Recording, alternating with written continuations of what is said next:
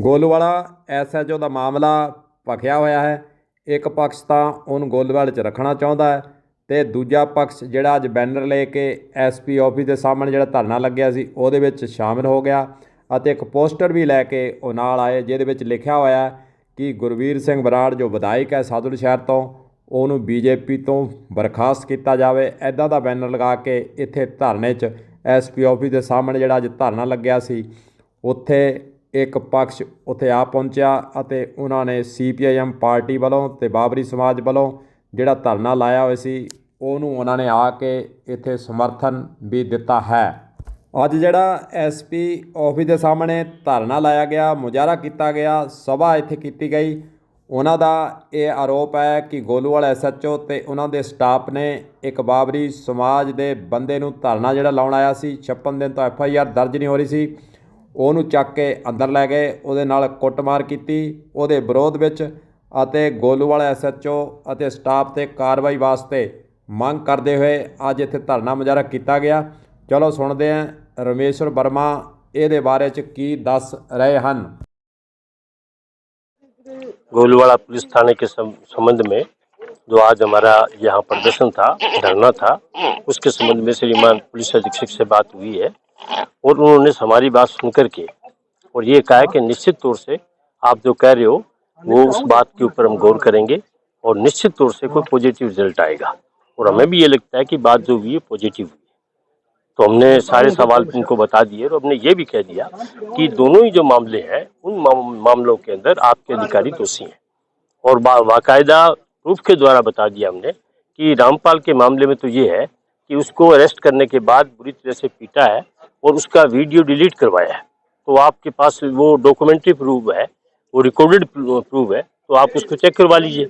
अगर वो सही नहीं है तो कोई बात नहीं, आप जो कहेंगे वो हम कर लेंगे।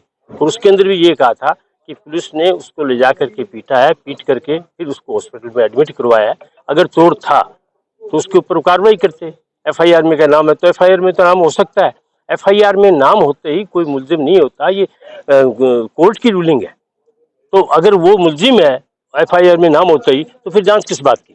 इसलिए जांच होती है, जांच में पर ये जांच में नाम आ गया इसलिए मुल्जिम मान के उसको अंदर कर देते हैं, कोई जांच नहीं करते। तो हम ये कह रहे हैं कोई जांच नहीं, ये दबंगों के पैसे वालों के दबाव में है।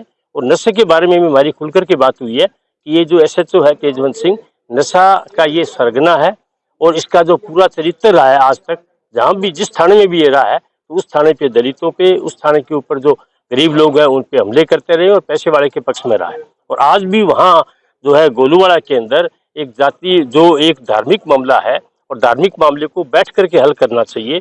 उससे हो जाते हैं कई बार धार्मिक विवाद हो जाते हैं, तो उसका हल कोई गुंडागर्दी एक पक्ष को अपने साथ मिलाने का नहीं है। तो वो अभी वहाँ जो है अपने हनुमानगढ़ जिले के अंदर आज तक जाति और धर्म के नाम पे दंगे नहीं हुए और वो हमारे शांत माहौल को भी वो खराब करना चाहता है। तो मैंने निवेदन किया कि ऐसे आदमी को यहाँ कम से कम हमारे जिले में मत रखिए, जहाँ शांतिपूर्ण तरीका वातावरण है, आप बाहर भेजिए। तो सब बातों पे बात हुई है और विस्तार से बात की है। अब हम बाहर जा करके सारे साथियों से राय करके आगे का रास्ता तय करें।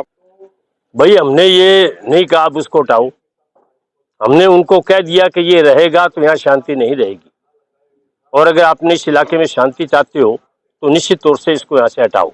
अब ये SP साहब पे जाता है कि वो इस इलाके के अंदर दंगा फैलाना चाहते हैं या शांति चाहते हैं, तो उनके ऊपर है। आगे रणनीति बना रहे हो? हाँ, आगे बैठ करके तय करेंगे हम सारे साथी बैठ करके, क्योंकि ये मामला कोई एक जाति का नहीं है, एक धर्म का नहीं है, एक पार्टी का नहीं है, ये साझा मामला है। ये अन्याय के खिलाफ है, पुलिस की गुंडागर्दी के खिलाफ है और दलितों पे हमले का है।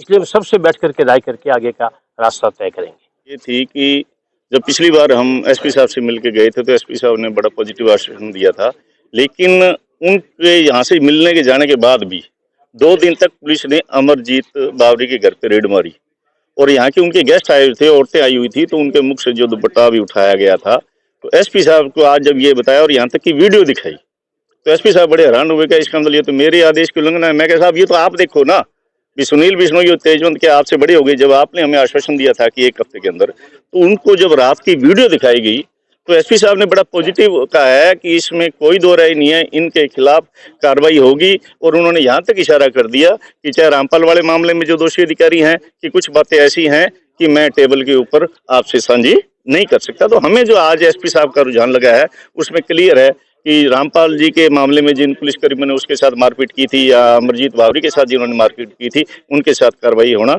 उनके खिलाफ कार्रवाई होना निश्चित है। स्थल पर आए एसपी ऑफिस के आगे, और हमारी मुख्य मांग जो थी वो अमरजीत बावरी और रामपाल के साथ जो थाने के अंदर बराबर जो मारपीट हुई है उसको लेकर हमारा विरोध प्रदर्शन चल रहा था।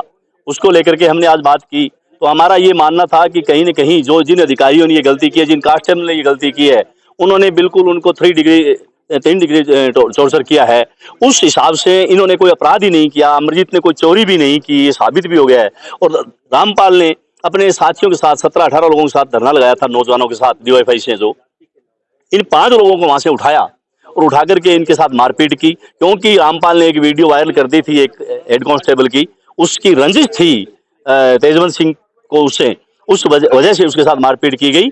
और हमने आज साहब से इस बात को लेकर मांग की कि रामपाल के साथ गलत मारपीट हुई है और एक एफआईआर लॉन्च नहीं की थी रामपाल की 56 दिन से, वो उसी दिन रात को मुझे 11:30 बजे वो एफआईआर सौंपी गई है। और मैंने 5 लड़कों के लिए मैंने जब कहा तो मुझे पुलिस ने पहले मना किया कि आप इनकी एफआईआर लॉन्च कर इनकी जमानत करवाएं, लेकिन मैंने रात 11 बजे तक उनको जवाब दिया कि मैंने इनकी जमानत नहीं करवानी है। उसके बाद पुलिस ने खुद मुझे धरना स्थल पर 5 बच्चे ला कर दिए और मुझे वो एफआईआर लॉन्च करके 11:30 बजे मुझे सौंपी गई और हमने वो धरना स्थल से धरना हटाया। और आज हमने यही मांग की है कि उन दोषी पुलिसकर्मियों और पुलिस अधिकारी को उनको वहां से हटाया जाए, ताकि वहां के माहौल को सौहार्दपूर्ण रखा जाए, भाईचारे को कायम रखा जाए। एक उनकी जो लोगों के जो टीस है उनके साथ, वो इस बात से दूर होगी कि वहां के उन लोगों को हटा करके और हमें उन दोनों को न्याय दिलवाया जाए और उनके खिलाफ एफआईआर लॉन्च की जाए जिन्होंने इनके साथ मारपीट की थी। यही हमारी मुख्य मांगे थी। मेरा नाम जगदीश सारस्वत, सरपंच प्रतिनिधि गोलवा शाहगंज। गोलूवाड़ा एसएचओ को हटाने की मुख्य रूप से मांग रखी गई है। एसपी से मुलाकात कर अपनी पीड़ा बताई गई है। धरनार्थियों के द्वारा कहा गया कि एसएचओ और अन्य जो वहां पर पिटाई के मामले में कर्मचारी पुलिस के शामिल हैं उन पर कार्रवाई की जाए। इस प्रकार की बातचीत हुई है और अगली रणनीति भी यहाँ पर धरनार्थियों ने बनाने का काम किया है और बातें सामने आई हैं कि 9 मार्च तक यह देखा जाएगा कि पुलिस वालों पर एसपी कार्रवाई करते हैं या नहीं। उसके बाद फिर आगे की रणनीति बनाकर धरना प्रदर्शन एसपी ऑफिस के आगे स्थायी रूप से लगाने की बात सामने आई है।